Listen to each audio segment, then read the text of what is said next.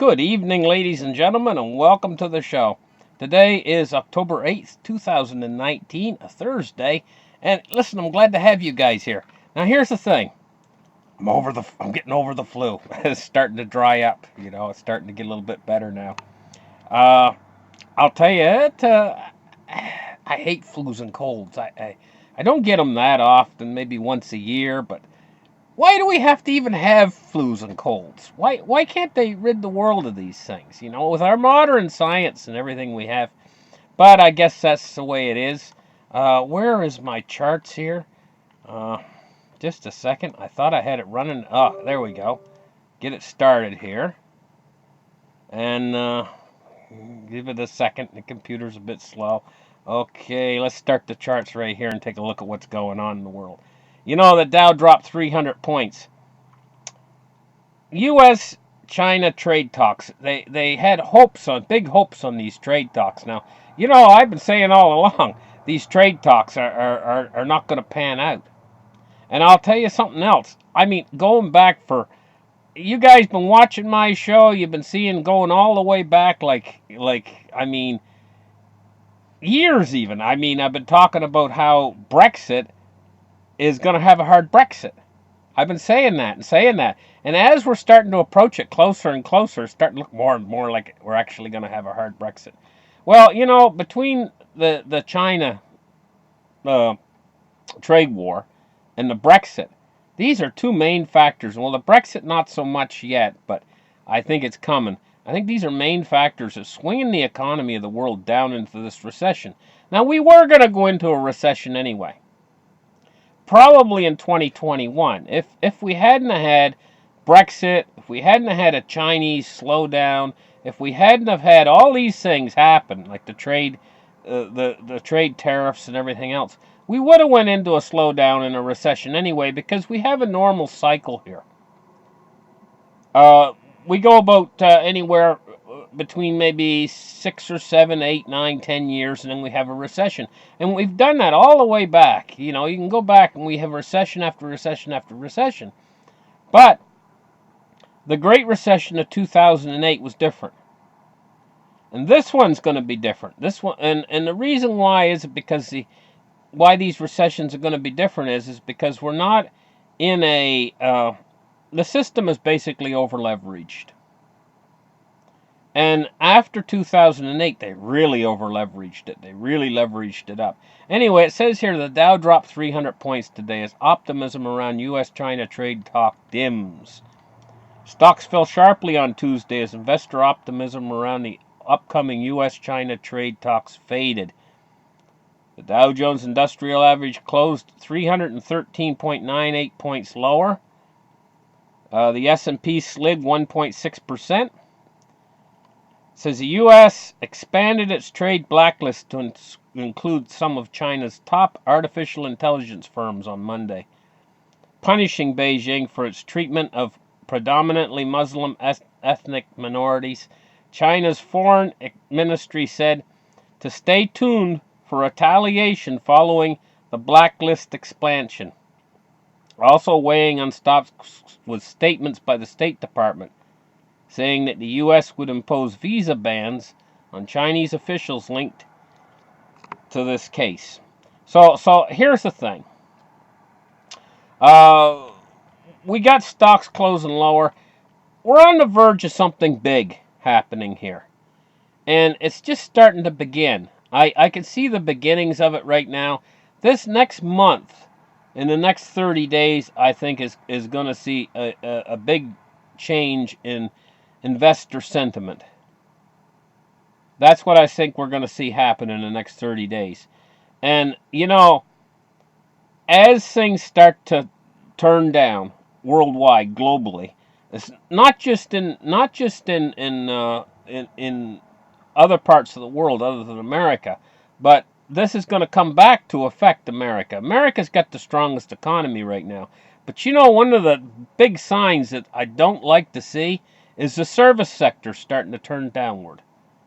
And I've been thinking this for about the last year, maybe 2 years, that when the American service sector starts to turn downwards, that's when the real bad time's going to start to begin. That's the big signal.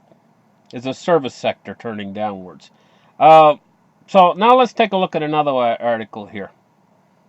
It comes from Zero Hedge. Growth will be cut to the lowest since Lehman. Don't expect any good news next week when the IMF holds its annual meeting and releases its latest World Economic Outlook report, due on October 15th. See, all these things are coming in October. Just one right after another. And at the end of October, the fatal, ginormous knockout comes with the Brexit. You know, I think that's going to really turn us downwards. I don't think we're going to get out of that Brexit. It says, according to the IMF new head, Bulgarian Kristina Georgieva, the Monetary Fund will again cut its growth forecast for both 2019 and 2020. As a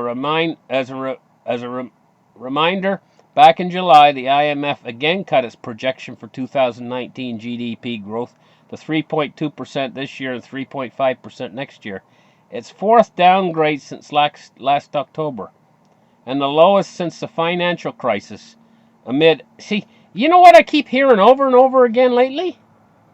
They keep going back to the 2008 financial crisis. It's always the lowest since the last financial crisis on all of these charts and everything. That's because we're getting ready to go into the next one, the next financial crisis. It's getting ready to start. Very, very soon it's getting ready to start. So let's move on here. Ron Paul. He says that the Fed's latest bailouts are proof that bad times lay ahead. Since September 17th, the Federal Reserve Bank of New York has pumped billions of dollars into the repo market. The first such intervention since 2009. See, they have to keep going back to this 2008-2009 event. It says the Fed has announced that it will continue to inject as much as $75 billion a day into the repo market until November 4th. And today, Fed Chair Powell confirmed that the ongoing buying of T-bills in what he demanded the American public not call quantitative easing. That's funny. Excuse me. Still have a little bit of congestion, but I feel it's lessening, so that's good. Okay, well, what article we have here is these darn pop-up ads. What happens next with Brexit could make or break the United Kingdom's economy. How do I get rid of this pop-up ad? There it goes. Disappeared. Darn thing. What a nuisance they are. It says the chances of Britain leaving the European Union with a deal on October 31st are fading fast. That's likely to leave the country facing a general election which could lead to a no-deal Brexit or a new coalition government led by left-winger Jeremy Corbyn that would give voters a chance to remain in the European Union. Well, you know, I think that the people of Great Britain are getting sick of this. I don't think they want a chance to remain in the European Union. I think the overwhelming majority of people in the United Kingdom at this point just want to get this over with and done with at any cost. You know? It says businesses hate the chaos that would accompany the first of those two scenarios. It would prefer Britain to remain in the European Union, but it has deep misgivings about Corbyn's tax and nationalized agenda. A new report published Tuesday by the Independent Institute for Physical Studies, an economic research institute in association with the Citigroup, examines the economic consequences of both potential outcomes. The first scenario, where Britain crashes out of the European Union without a deal that protects trade, will wipe out 2 years of economic growth, according to the IFS. Prime Minister Boris Johnson insists he wants to follow this path if a deal cannot be secured by the 31st October deadline. So, just the whole thing just shaping up toward a recession in the United Kingdom. You know, United Kingdom goes into recession, Germany's going to head into recession too. Germany's almost there. I think they're just teetering on the edge of a recession. But you know, they do a lot of business with the United Kingdom, and the United Kingdom does a lot of business with Germany. And the two of them will crash out into a recession. If they crash out into a recession, don't you think most of the other small European countries are going to crash into recession too? So it'll be a recession all over the whole part of Europe, all of Europe basically in recession. What do you think effect that's going to have on China? China's been fudging the numbers and everything else. Let's take a look here. It says data shows that Chinese slowdown is much worse than China admits. See, China's been giving you these crazy numbers like 6.2% growth. You know, if that was really true, if they had 6.2% growth, that means that their economy would grow 62% in 10 years. And it would double in 10 years. In about, 15 years, it would double. Their economy would double. That ain't happening. Chinese economy right now is shrinking. It's quite literally shrinking, and they're telling you they got 6.2% annual growth? Huh. But everybody knows the Chinese numbers are all wacko. It says China's second quarter economic data shows 6.2% growth. However, economists and investors believe the numbers are worse than what is being officially released. That's an understatement, guys. China's reported data came in close to Beijing's target. Now, what about what's going on in Hong Kong? Do you know how big the Hong Kong real estate market is? And the effect of all of this turmoil in Hong Kong is going to have on the Hong Kong real estate market? I've heard that in Hong Kong, quite literally, real estate companies are offering 20% off of the price. Now, what about the people who bought just before all this turmoil? Say you bought an apartment for $1 million in Hong Kong just before this turmoil, right? And now they're offering 20% off? That means your apartment's only worth $800,000. I heard in general it's like 5% real estates went down in general. That's what I've heard, something like 5%. This is absolutely ridiculous. The amount of money that's stored in the real estate market in Hong Kong. If they have a crash in that real estate market in Hong Kong caused by the turmoil that's going on in Hong Kong, that's going to spill over, and that's going to be as big as the crisis that occurred in America during the subprime crisis. That could be just every bit as big. Now, we add that on top of everything else that's going on.